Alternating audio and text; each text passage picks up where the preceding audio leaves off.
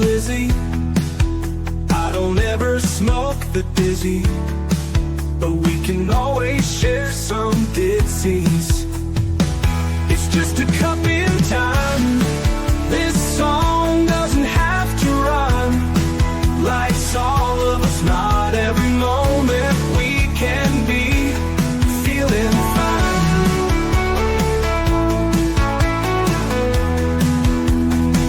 I wanna share a moment, just a second if you will, maybe even a cup of thrill. We could share this performance.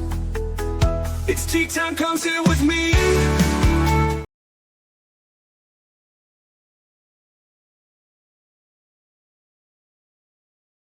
Oh, look at that. We got some glitches again. Streaming, I swear to God, you guys are going to hear from Miss Liz. Thank you guys for joining in. I always love when I see my guests in the background dancing away and enjoying that intro. That intro was written by my son, so I really just enjoy it. It's a little touch that he gave to his mommy because he knows his mommy doesn't smoke the dizzy. But, I do have some little ditties that we can share with everyone out there. Today, I have Mr. J in the house. We're going to talk about betrayal, trauma, and all of that good stuff. And his tea today is helping others help themselves. Hear from betrayal. Interesting, impactful, and introspective. That is the tea we are serving in the house today. But before we get started, we got to get over to all those platforms, guys. We got to get over to Facebook, LinkedIn, Instagram, TikTok, Spotify, all the podcast apps as well. Spotify, Podbean, Listen Notes, iHeartRadio, and check out babyboomers.org because Miss Liz is partnered with them, and you can find some incredible other podcasts out there if you'd like to be on other shows as well. So get over to babyboomers.org. But let's get started with disclaimer and then a beautiful intro, and then we're going to get Mr. J in here, and we're going to spill his tea and have some fun today with all of you guys. Disclaimer for Miss Liz's Tea Time live show. Miss Liz's Tea Time is a global platform dedicating to sharing real-life stories, diverse perspectives, and meaningful conversations that inspire awareness, healing, and connection. I'm Miss Liz is going live using StreamYard. Before leaving a comment during the live broadcast, please grant StreamYard permission to display your name at StreamYard.com. Please be advised that all the content brought forward during any Tea Time show is presented in good faith. However, discussions may include opinions, beliefs, and perspectives that do not necessarily represent the views of Miss Liz or the Tea Time platform. Information shared by guests is based on their own experiences and is perceived to be accurate at the given time of airing. All guests, viewers, and participants are responsible for using their own good judgment when considering any action or decision that may relate to these discussions. Some episodes may cover sensitive topics, including but not limited to trauma, abuse, grief, mental health, and other emotionally triggering subjects. Listeners' and viewers' discretion is strongly advised. Tea Time with Miss Liz is an open discussion forum designed to offer insight, inspire awareness, and create connection. It is not a substitute for professional, medical, legal, or therapeutical advice. If you require professional support, please seek assistance from qualified professionals or trusted resources in your area. If you have any questions regarding this disclaimer or the content of the discussion, you are welcome to contact me, aka Miss Liz, directly at my email at bookingmissliz@gmail.com or visit my link tree at Miss Liz's Tea Time. By choosing to participate in, comment on, or view these live shows, you acknowledge and accept this disclaimer. Your participation is entirely voluntary. I, Miss Liz, welcomes you to join the conversation with an open heart, and if at any time you feel this platform is not right for you, I respect your wishes and decision and welcome you back whenever you are ready. Tea Time with Miss Liz is serving truth and awareness one cup at a time. Well, welcome to Tea Time with Miss Liz, where truth meets healing and conversation reminds us that even our hardest chapters can become part of our greatest transformation. Today's guest brings us a deeply honest and compassionate conversation about betrayal, trust, emotional healing, and finding your way back to yourself after life changes everything. Please join me in welcoming Mr. J, betrayal trauma practitioner, interpersonal relationship coach, author, speaker, educator, and U.S. military veteran. Through his work and his journey from tears to transformation, Mr. J helps individuals and couples move through emotional pain, betrayal trauma, triggers, and the difficult process of rebuilding trust, not only with others, but within themselves. His message is powerful. Healing does not mean pretending the pain never happened. It means learning how to grow through it without losing yourself. Today's Tea Time is about healing after betrayal, emotional triggers, and self-awareness, rebuilding trust and communication, the courage to face pain honestly, and turning tears into transformation. Mr. J reminds us that broken moments do not define our worth. They reveal where healing is still asking to happen. So grab your cup and join us for a heartfelt conversation filled with reflection, resilience, and real life tea, truth, experience, and awareness. And let me get Mr. J in here and let's spill some tea.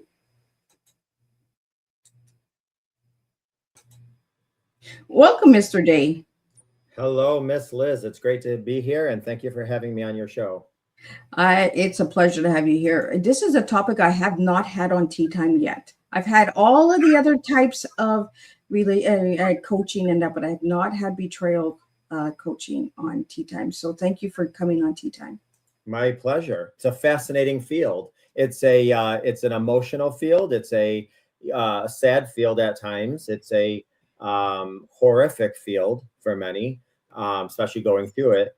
But for me, it's fascinating. It's ever growing. We are still researching a lot of various on the spectrum of all different types of the reasons why this affects different people differently.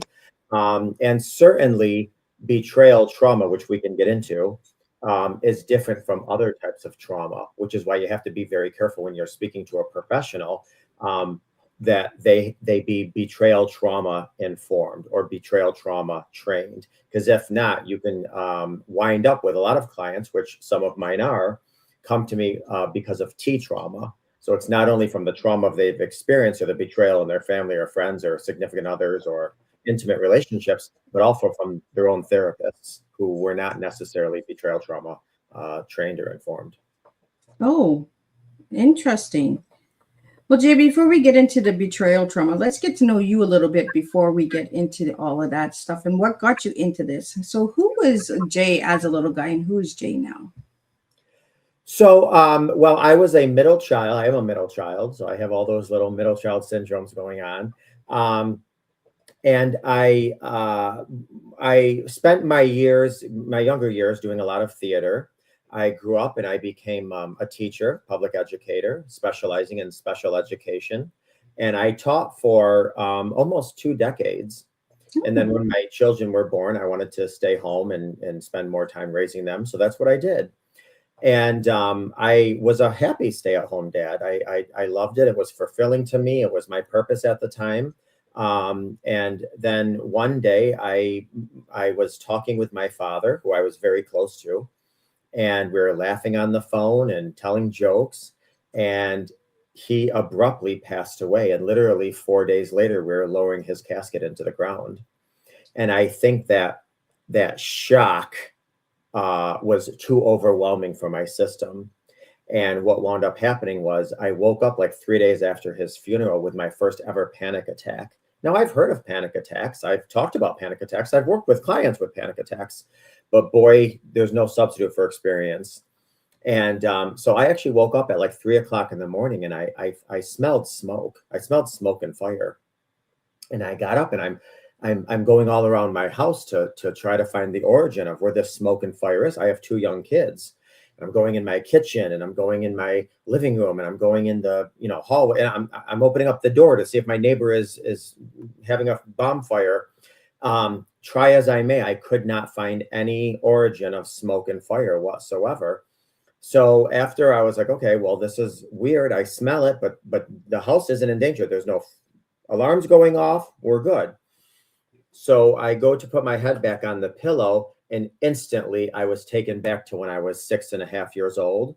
And I was standing up next to my mother while she was screaming blood-curdling screams because we came home after a vacation. And the only thing that was in our driveway was our chimney because our house burned down.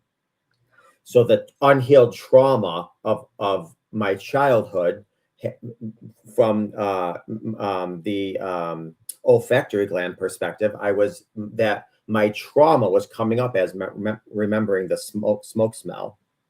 Anyways, I went on this long journey of trying to understand this trauma and what my body was going through. And one thing led to another thing. And I always say I never pursued this field. This field pursued me because it led me into the fascinating field of betrayal trauma.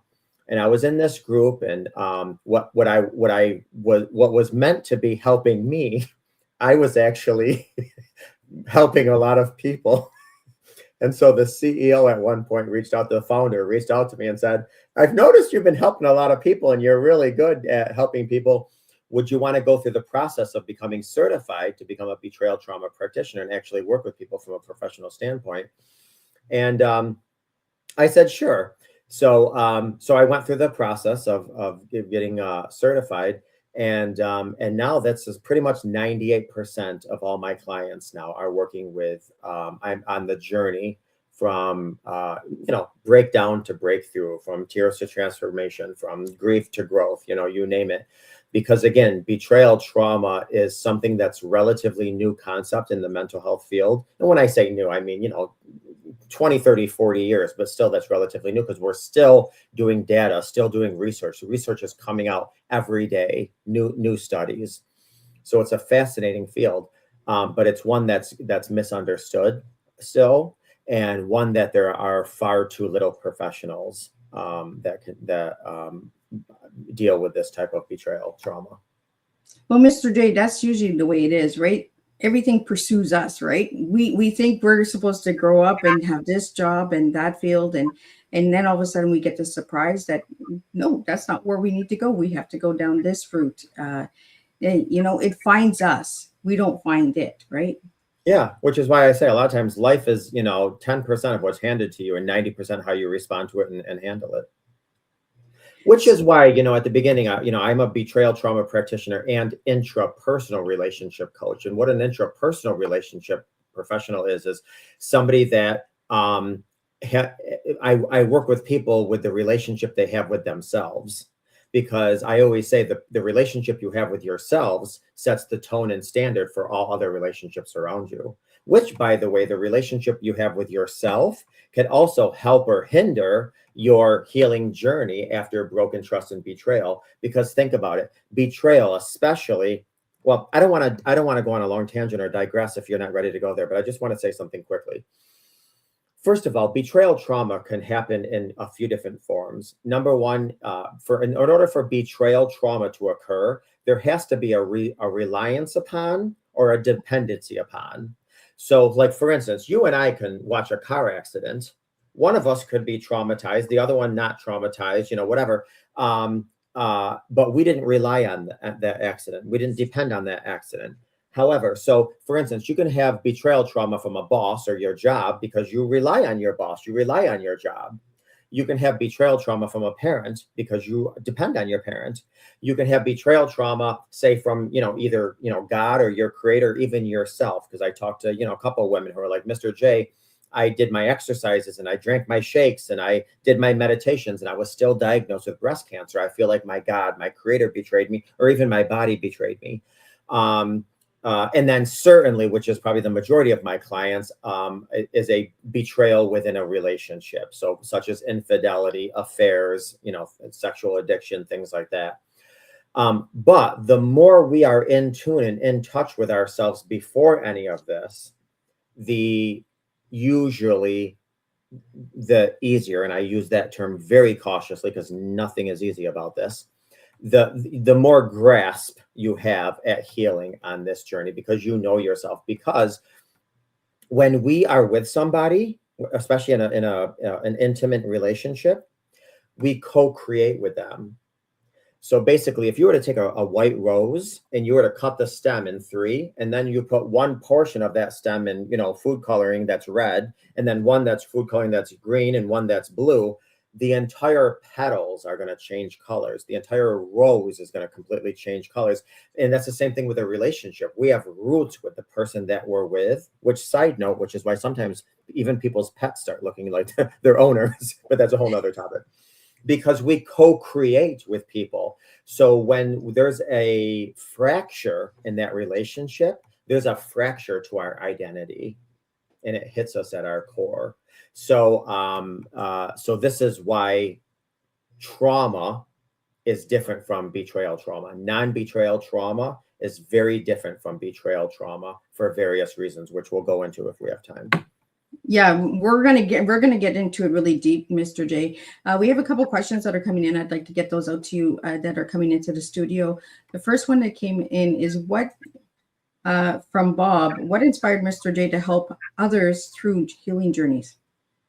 Well, you know what? Listen, I think having been raised in a very challenging environment, there's a lot of lessons that I learned, because I say all the time, there is far more that you see from rock bottom than you do from mountaintops. We all want to look, be on the mountaintop, and that's wonderful there, but the lessons are not there. The lessons are when you hit rock bottom. And I was born and raised and marinated in rock bottom, so I got a lot of lessons, and I just didn't want to die and take those lessons to the ground. I figured if I could share some of the things that I've learned, I can spare some people a lot of the pain that I've endured. So, yes, do I have a lot of knowledge? Not patting myself on the back, absolutely, but it's wisdom born from pain, and that's awesome. Listen, there's no better education than a degree from the School of Hard Knocks, and I appreciate that now because it helps. And I'll tell you something, when I'm working with clients, not that any mental health professional at any time should ever work through their issues through their clients.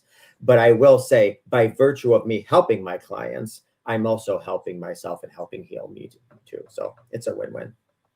Absolutely. When you hit rock bottom, then you actually see who's beside you and who's not beside you. And sometimes that's where the betrayal is as well, right? At the rock bottom. Absolutely. Because I'll tell you something, a lot of times when I'm working with adults and they'll tell me things that happened in their childhood, and I'll say, well, who did you tell? And they'll say, no one at all. And I'll say, but you know what?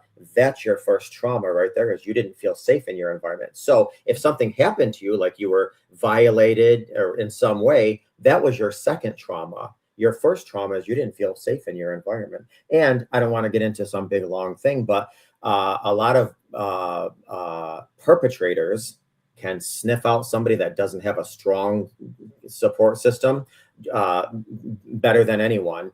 And so that was the first trauma. And again, I digress, but it's important to know that our first trauma, a lot of times people are, you traumatized me, or you were did this to me, or whatever. And I'm like, absolutely, there's the trauma at hand here. But I always tell people, especially even with betrayal trauma, which is infidelity, affairs, broken trust in relationships, in my opinion, you're not going to find this in any research or study or data, but in my opinion, what happened, the occurrence is about 40% of the trauma that we're dealing with now. 60% is the unhealed trauma from yesteryear that we never healed. And what this trauma did was tap into, break open, and expose that sleeping giant that we never healed. And that's the source of the biggest pain. Wow. I'm really glad that you're here, because this is a topic that a lot of people don't talk about, right? Because they don't feel comfortable. It makes them uncomfortable. And then they're like, nope, don't want to talk about it. Oh, listen. Oh my gosh. We are the kings and queens of avoidance. Nobody wants to run towards the fire for pain, including me. But I'll tell you something. It's like one of the things, and I tell people all the time, especially that I work with, number one, I feel bad. I tell people all the time, listen, if you want to work with me, I'm not one of these mental health professionals that are like, oh, I'm so sorry your experience. Let's hold some space for you to be I ain't got time for that. I'm sorry. And no judgment to anybody that works like that. That's no. I am like a personal trainer at the gym. If you come to me and you say you want a 6-pack, I'm not going to say, good job with a Twinkie. I'm going to say, get your butt in here. This is what we got to do to get you a 6-pack. And I don't care if you're screaming and moaning like you're 9 months pregnant. I'm doing my job to hold you accountable, because I want you to get what you want. And that's your 6-pack. So let's start doing some crunches. So when people come to me, and I'm not for everyone, don't come to me if somebody needs, a lot of accolades and acknowledgement and validation, and let's hold a space for that. No, we got work to do. Now, I'll give you some of that stuff. Of course, I'm not a monster. Because especially this is a very sensitive topic. I mean, I'm going to tell you something, Miss Liz. I have people that have had miscarriages after they found out about betrayal. There's myocardial myopathy, or whatever the term is, broken heart syndrome. There's people that have went to prisons and jail for doing things to their partner after they found out their partner was being unfaithful. I talked to people that just got out of programs because they went mentally insane after they found out that their spouse was cheating on them. So don't get me wrong. I don't take this lightly. I'm not a hard butt. However, bottom line is I'm somebody that's like, listen, we're trying to build a bridge right now. Get out your hammers and your nails and let's start building that bridge. Let's not do all this, oh, that must make you feel awful. Maybe once in a blue moon, but we got work to do. I mean, and you're paying me. I don't want to waste your time. Absolutely. I'm the same way, right? I don't got time for sugarcoating anything, right? Hard truth. It is what it is. Come to the table or don't come to the table. But I'm not for everyone. And I think we need to be honest with people that we're working with and say, you know what? I might not be the table that you want to sit at. I might not be the therapist that you want to come to. Let's save each other some time. If you want to be sugar-coated and a little pat on the back to tell you that you're doing a good job, there's other people that will do that. And same as with the podcasting world, right? There's other tables that you can go and sit at to do that. I prefer the real raw tables and conversations.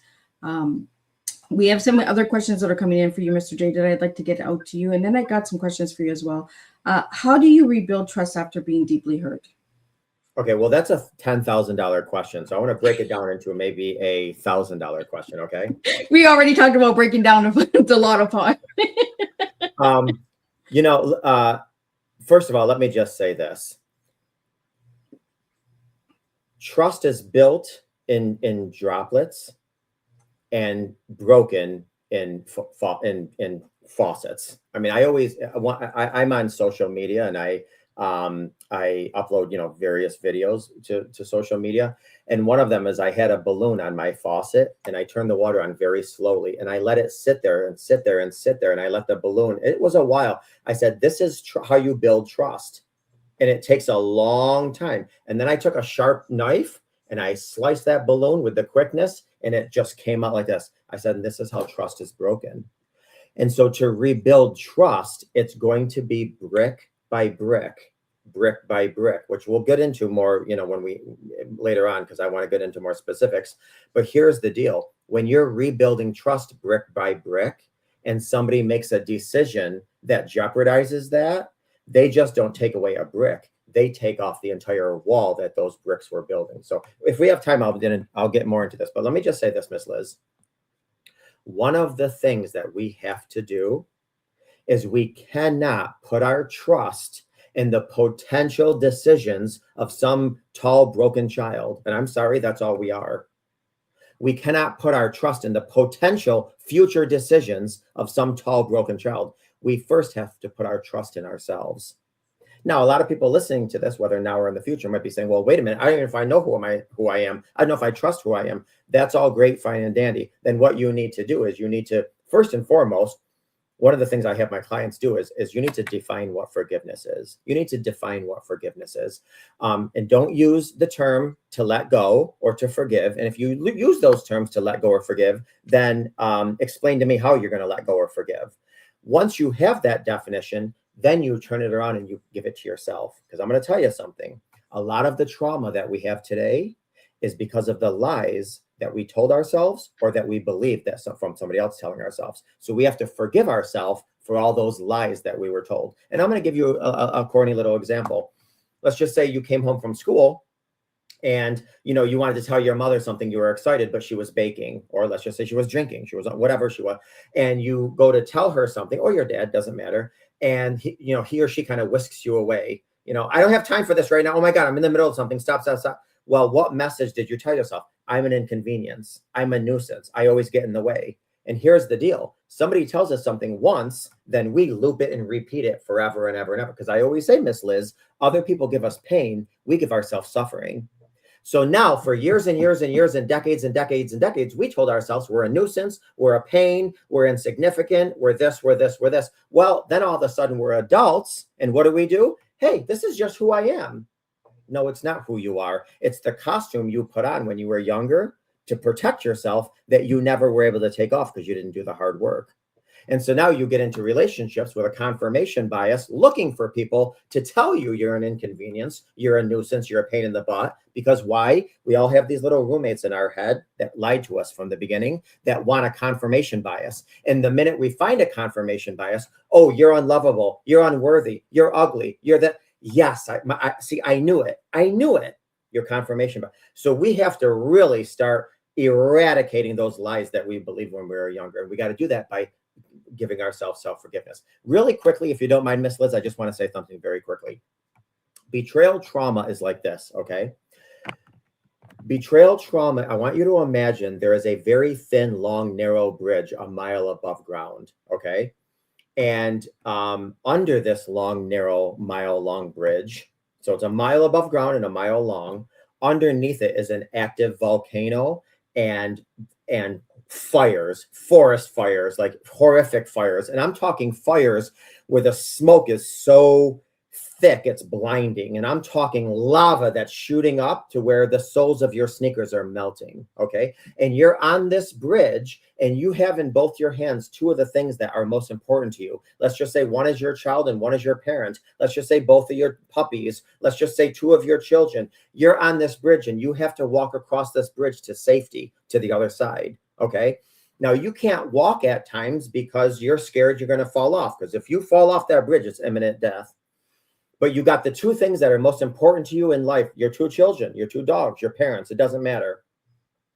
And you're trying to walk across this bridge and the smoke is so thick that it's tearing your eyes. So you have to close your eyes. And so the only thing you can do is try to put your hand on the person in front of you to lead the way. And this person in front of you, you trust more than yourself. This is the person who's going to guide you to safety.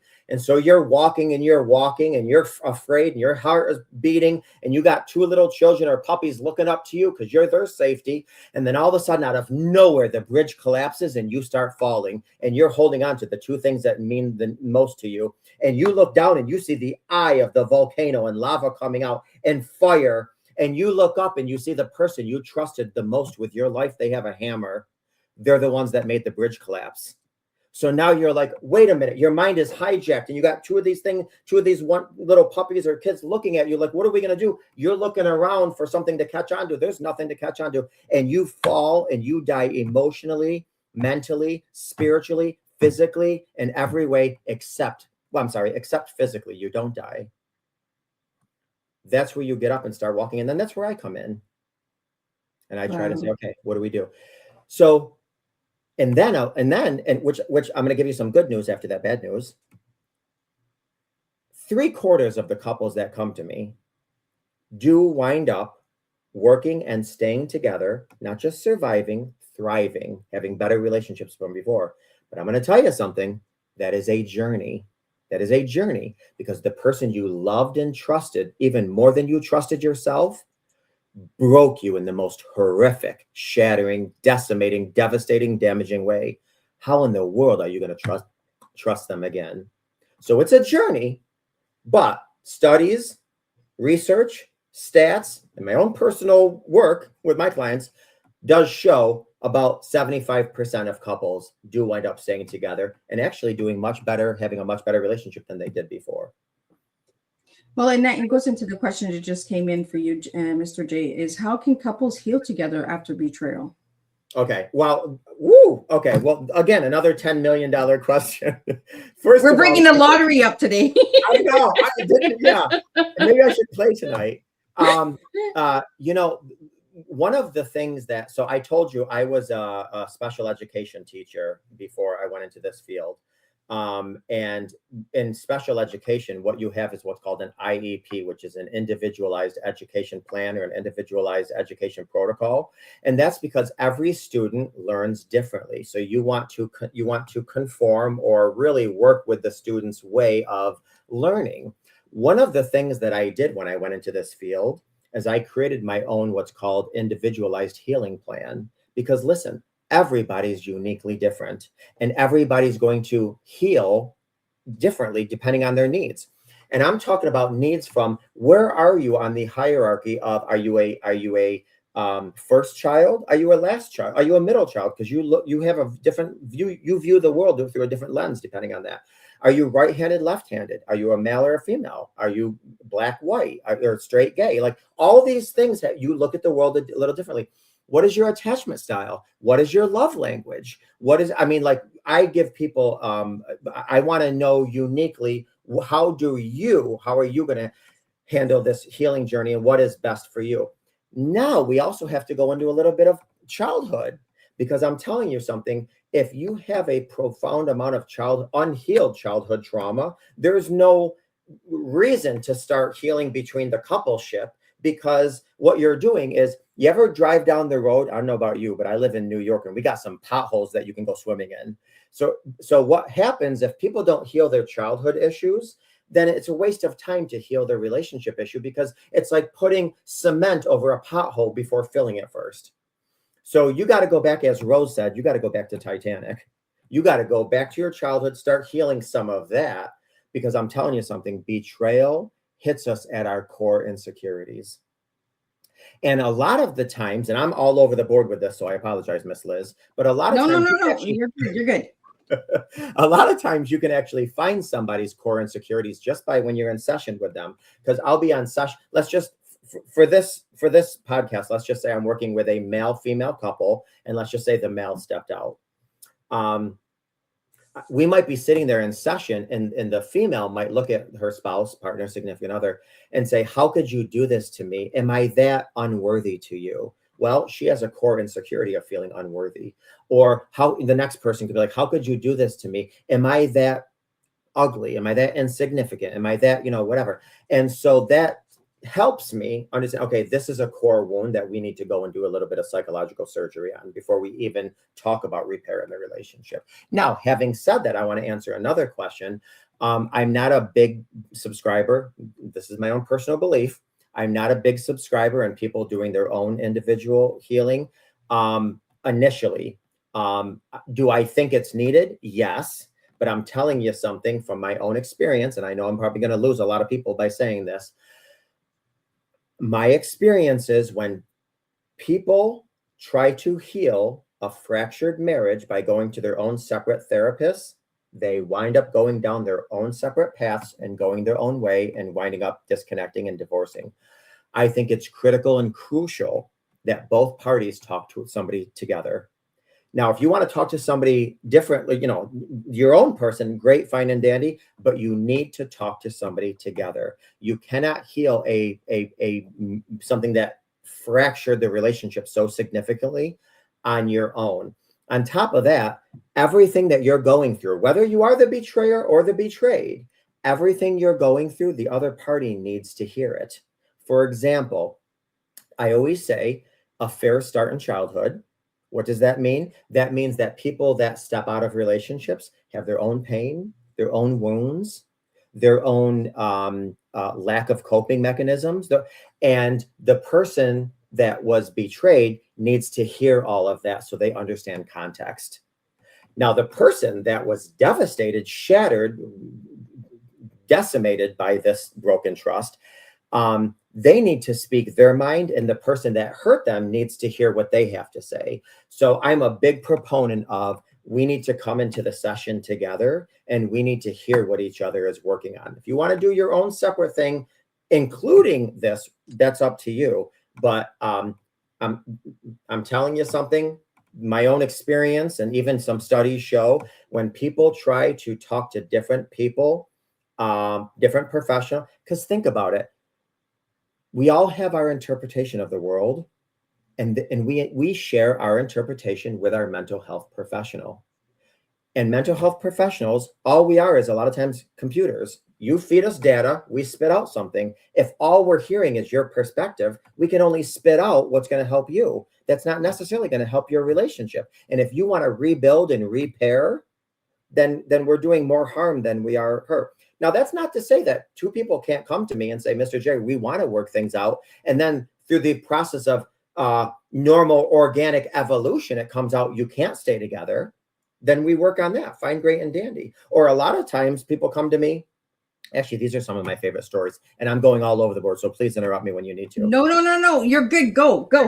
One of the things that I absolutely love, and this happened about a handful of times, and I always enjoy these thoroughly, is when people come to me and say, Mr. J, there was some betrayal in our marriage. There was some infidelity. There was some broken trust, some cheating, and we're coming to you to help us on what is the best civil way that we can part ways.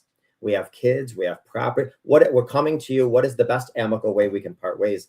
And then 8 months later, 12 months later, I'm getting pictures of them from Hawaii for renewing their wedding vows, saying, if it wasn't for you, we wouldn't be here. So we don't know what's going to happen organically.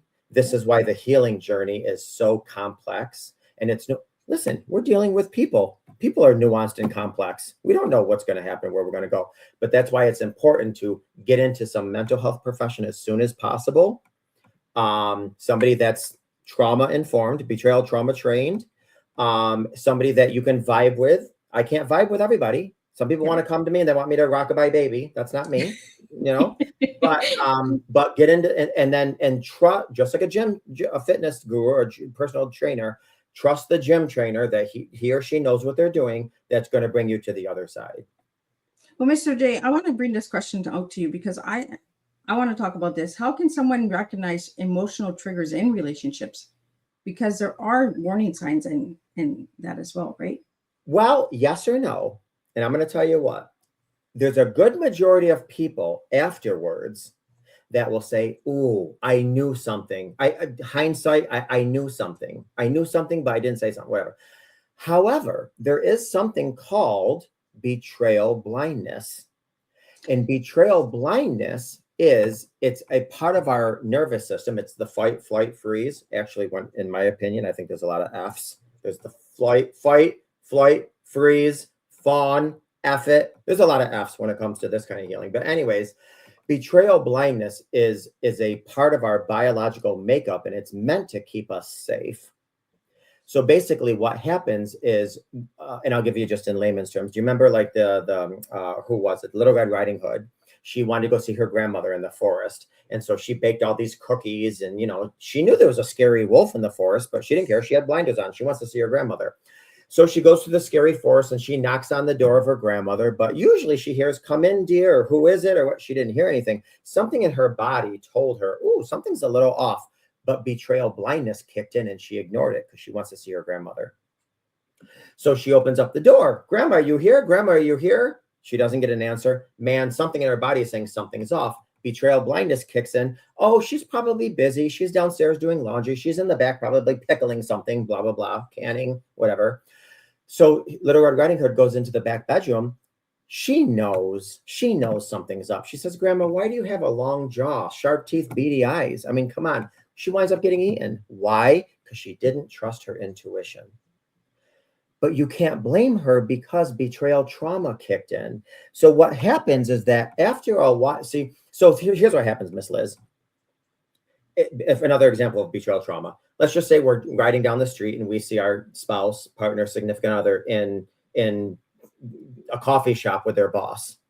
Immediately, what do we think? Oh, my spouse is so nice. He knows his secretary is having a rough time in her marriage, so he's probably counseling her. Oh, I won such a trophy with him. Or all of a sudden we find blonde hair in our car when we're with a redhead. We're like, oh, my girlfriend or my wife or my spouse or whomever gave her coworker a ride home. She's so nice. She's so living.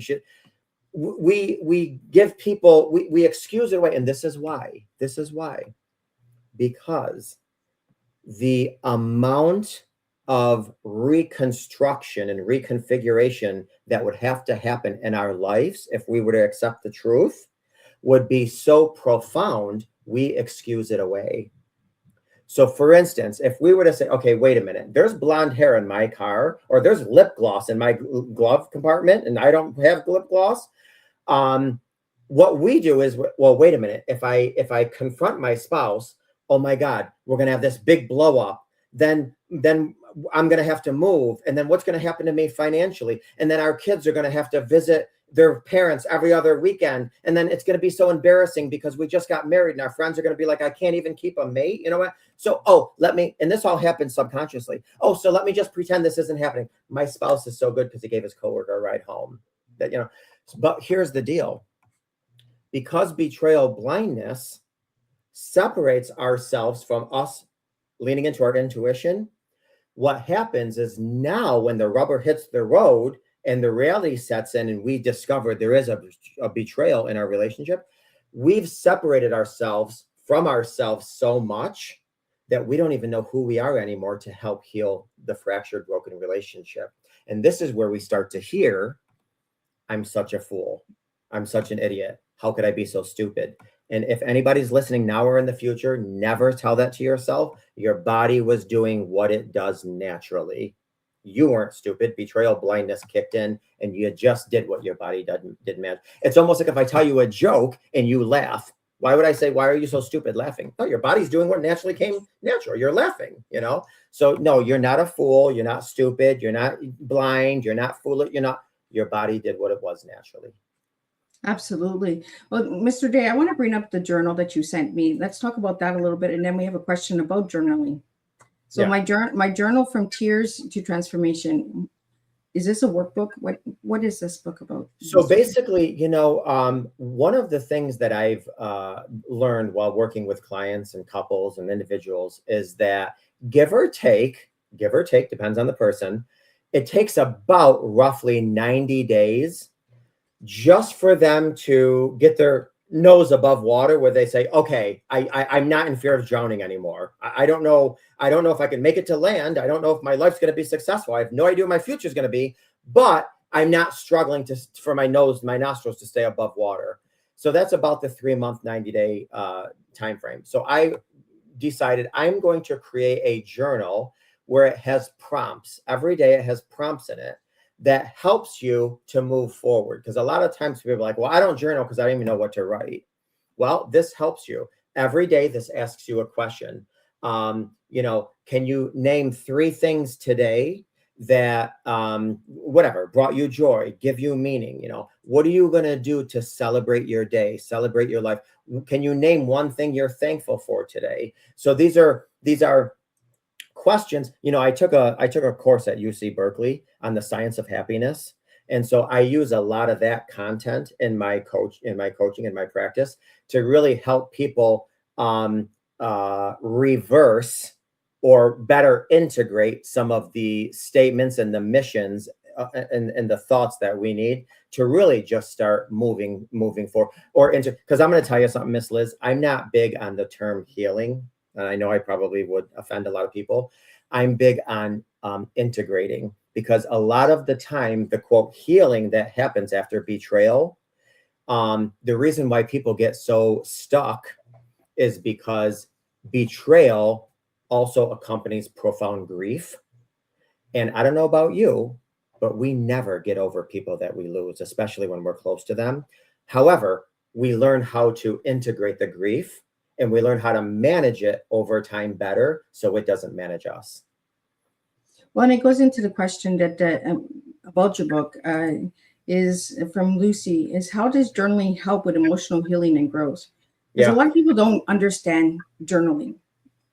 Yeah, well, a couple of things. First of all, one of the things that happens when we're betrayed is, and I'm going to try not to derail too much, but in our hippocampus, it's like a filing cabinet, right?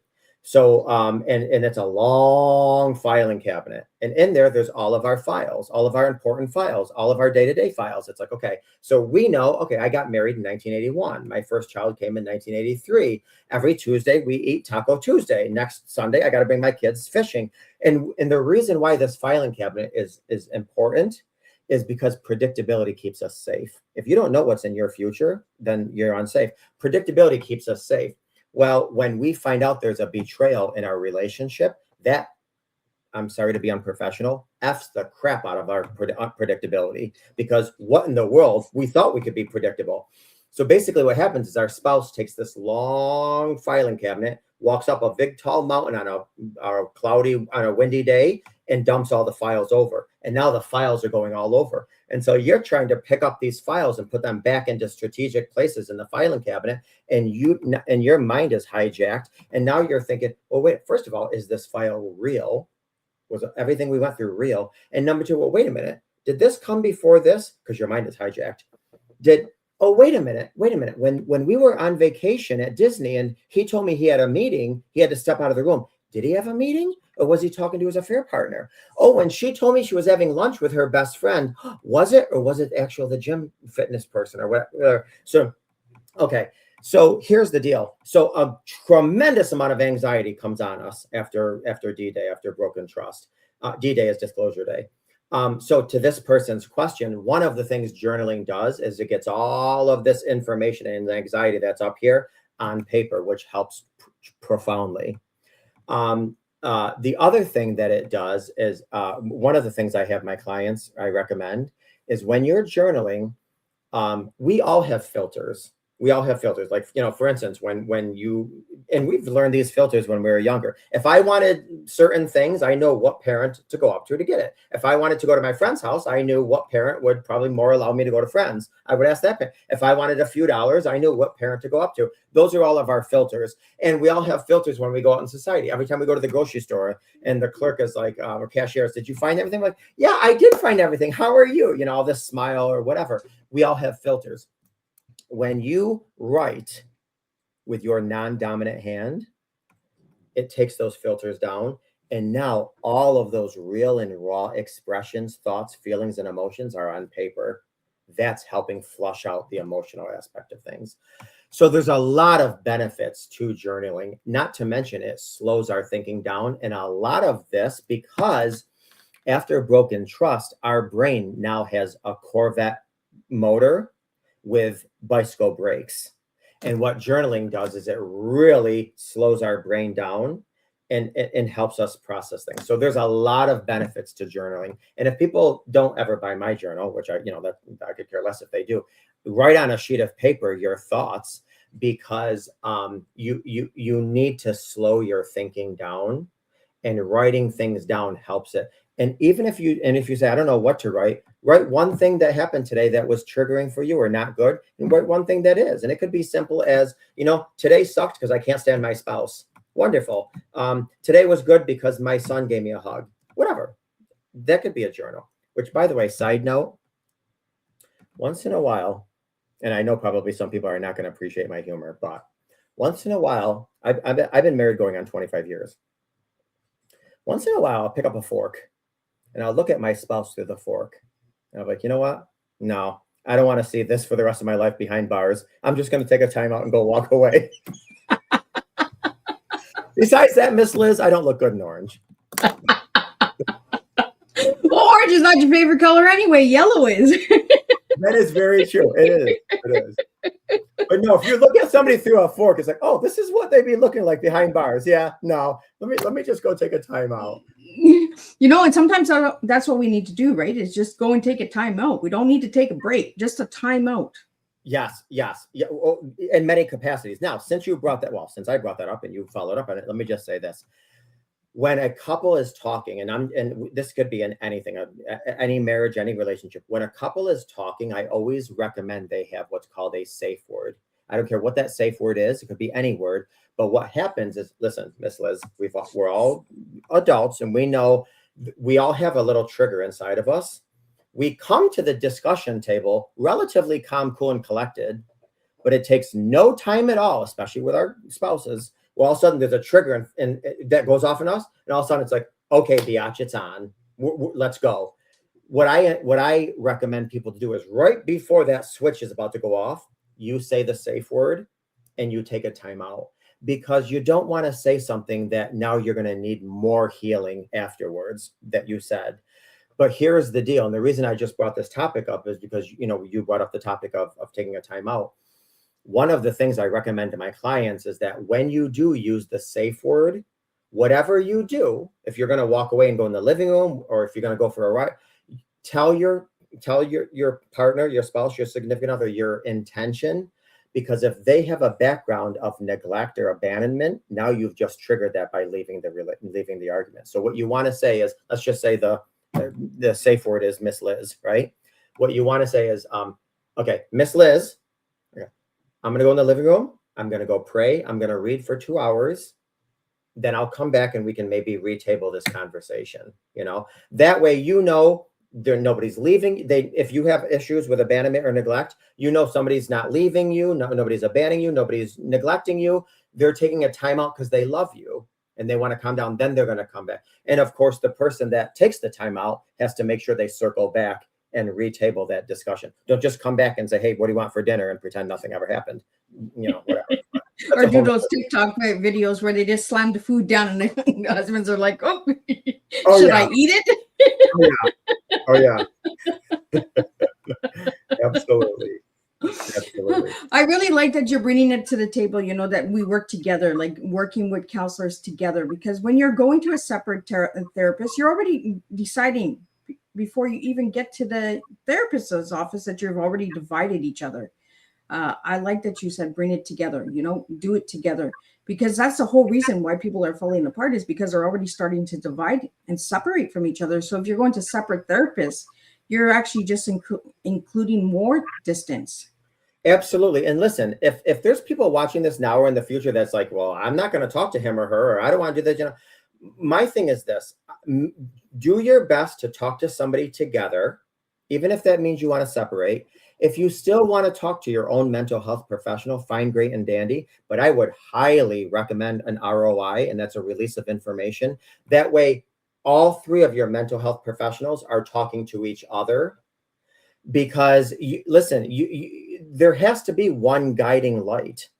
And if that guiding light at the end of the tunnel is reunification or repairing or rebuilding or building something up from scratch, brand new, then there has to be an ultimate goal. It can't just be like, you're talking to your professional, the other person's talking to their professional. Because listen, and I know I'm going to offend a lot of mental health professionals. The school of today is all about, and I'm sorry, pushing out these mental health professionals that are all about, that must make you feel awful. Let's hold wow, you're doing so much. You're not, your loved one is not being fair to you. They're not letting you have a voice. Next thing you know, you think you're the king or the queen of the marriage, and all because your mental health professional is only getting your perspective. So either you go together or you sign an ROI where he or she can talk to everybody. Because if not, it's like a park, garbage in, garbage out. So, they have to, so yeah, absolutely. I think that's critical. But again, let me just say, regardless of where you're going in your relationship, you still need to heal. Whether you're staying together or you're not. And what good is it going to do to go to a therapist who's a yes man or a yes woman? Or, listen, nobody's a celebrity that, hey, does my butt look good in this dress? No, you look perfect. No, you got to give it to people raw sometimes. That's the only way that they're going to heal and become the person that they have a right to be. Well, and the truth hurts. Like, we have to be honest with the world today, right? I find that today's world is so sugar-coated and everyone is scared of getting a bobo and just putting a Band-Aid on everything. Well, we're not healing anything when we're just putting Band-Aids on. Yeah. Back in the olden day, Miss Liz, when they used to go cave, whatever they did to find cave mining for gold. Yeah. They would, click on the cave, and all of a sudden a big, huge chunk of something would fall, right? And it had a little bit of gold in it, but it was surrounded by dirt and debris and sticks and whatever. And they would put it through this liquid fire. And all of a sudden, all this dirt and debris would come up to the surface, and then they would slide it across, and then more dirt and debris would come up. Yeah, all this filth and yuck and disgust, and then they would move it across. And then before you know it, eventually, just pure gold would rise to the top. This is what happens when I'm working with couples. It's going to burn at times. We're at the gym. It's going to burn you at times, but you're in the process of eventually letting your true, authentic gold come out. Then you can go and present to the world, whether you're in your relationship or not, this is my true, authentic self. And now, I mean, oh my gosh, do you know how many times when I have couples that come to me and they're both like right here, they want to come together. They want to come back together, right? And I'm like, no. What you want to do is you both want to go like this and then come together. raise your standards, elevate who you are, become the whole healthy, healed 2.0 you, then come together as different people in a completely different marriage. I always say the best marriages are the second marriages to the same person. Oh, that I like that one, Mr. J. You know, because that's coming back together, right? Well, No we got. mistake. I really enjoy this conversation because it's real and raw. That's the conversations I like to have, guys. That my audience knows I like the real and raw conversations because there's no sugarcoating anything. Life is hard. We all have a story. We all have trauma. Whether you want to admit it or not, everyone has trauma. It doesn't matter who you are. You know, everyone has gone through something. And that's the stories I want on Tea Time. That's the voice that I want to have. I want to have voices like yours, Mr. J, on Tea Time, because I want the truth to come to the table. It's not going to be comfortable. The conversations that we're bringing to the table are not going to be comfortable. But the work and the services and resources that I'm bringing to all of the listeners out there, like yourself, is we can work together. We can do this together, but we got to stop sugarcoating everything. We got to work together and hear some hard truths sometimes. Yeah. Mr. J, for your own experience, we had a question here that came in, and I want to get that out to you. Is what was the biggest lesson learned from your own journey? That I am my worst enemy. You know how many times I told myself, what is wrong with you? Do you know what I tell myself now? What is strong with you? I say all the time, other people give us pain. We give ourselves suffering. I'm going to tell you something. Nobody in the history of mankind, humankind, womankind, whatever, nobody in the history of mankind ever died from a snake bite. Nobody, ever. What people die from is that when they get bit by a snake, that venom goes into their veins, and when it reaches their heart, it stops their heart, and then they die. People are going to bite us. People are going to bite us. It's our job not to let their venom get into our veins and go to our heart, which is why I say, when you find out you are betrayed, because I'm just going to bring that up because that's the field I'm in. When you discover there was a fracture, a rupture, a betrayal in your relationships, the concrete started to set. So you got the mixture of concrete and it started to set. What you tell yourself in those first critical moments is what is going to be in your head. If you tell yourself, I will not own any of this. This had nothing to do with me. This was her problem. This was his problem. These were her insecurities, I won't own any of this. Because I'm going to tell you something. One of the first things we love to do when we're betrayed is we start to question ourselves. Well, was my butt too big? Was my breath smelly? Was I not lovable? Did I not serve them good enough? Was sex not good enough? Oh, stop that with the quickness. What we need to do is say, they made decisions from their own unhealed wounds. I won't own any of this. Because once that concrete solidifies, that's what's in our head. And I'm telling you something, a lot of our trauma stems and comes from the lies that we told ourselves. And we love to tell ourselves lies. Oh, he or she did this because I'm not worthy. He or she did this because I'm ugly. He or she did this because I'm whatever. You got to, be very. So the lesson that I learned is that you have to be intentional with what you tell yourself. I never ask myself, what's wrong with me? I always say, what's strong with me? I never say, oh my God, I'm such a fool. How could I be so stupid? You know what I say? Wow, I'm an imperfect human being, uniquely, lovingly creative, and I'm learning as I go. The message, listen, out of everybody's voice in the world, you're going to believe your own the most. You got to treat yourself like you are taking care of your child. And you're taking care of your inner child. So treat yourself like the young king and queen that you are. Talk to yourself in nothing but the best loving ways in terms. Forgive yourself. I went in the beginning of this episode, I talked about define forgiveness. Forgive yourself. Be patient with yourself. Be compassionate with yourself. Be understanding with yourself. Out of the trillions and trillions and trillions of possibilities that happen when we're biologically created, you came out of the womb. You're a gift. We all come into this world as a present.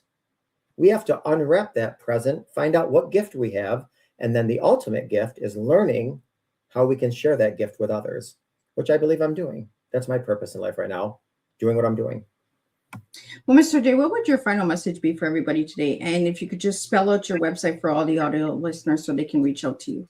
Awesome.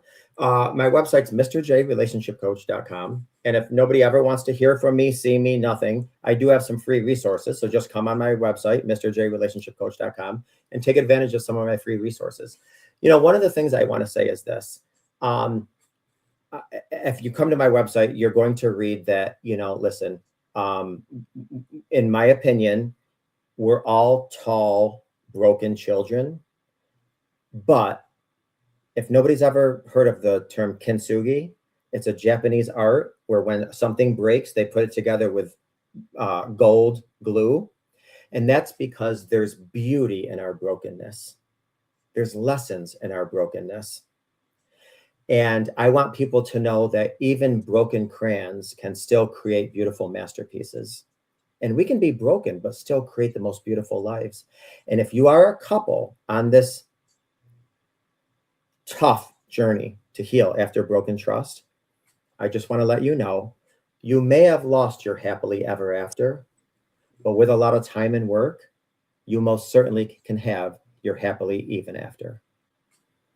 Well, thank you so much, Mr. J. I really want to thank you for coming on Tea Time. I could talk to you all day. Like we could get into a lot of different things. Talk all day. Well, we're just going to do a wrap up of what today's tea time is, and we'll be back at 7 p.m. and we'll have another tea time here. So what an honest and meaningful conversation. Mr. J, thank you for bringing vulnerability, wisdom, and compassion to the tea time table today. Conversations about betrayal, hurt, and emotional healing are not always easy, yet they are necessary because so many people silently carry pain they do not know how to speak about. Today reminded us that healing is not a linear. Trust is not rebuilt overnight, and strength is not the absence of pain. It is the willingness to face it honestly. You shared something powerful today. Transformation begins when we stop avoiding what hurts us and start understanding how it shapes us. Whether someone is healing from betrayal, emotional wounds, relationship struggles, or disappointments within themselves, today's conversation offered an important reminder. You are still worthy of love, connection, peace, and growth. Here are some food for thoughts to leave with everyone this afternoon. What if healing is not about becoming who you were before the pain, but becoming someone who understands their worth even more deeply because of it? Thank you, Mr. J, for helping people move from tears to transformation and for reminding listeners that healing begins with honesty, self-awareness, and grace. Until our next time, take care of your heart, protect your peace, and keep serving real-life tea, one story at a time. And I'll see everybody at 7 p.m.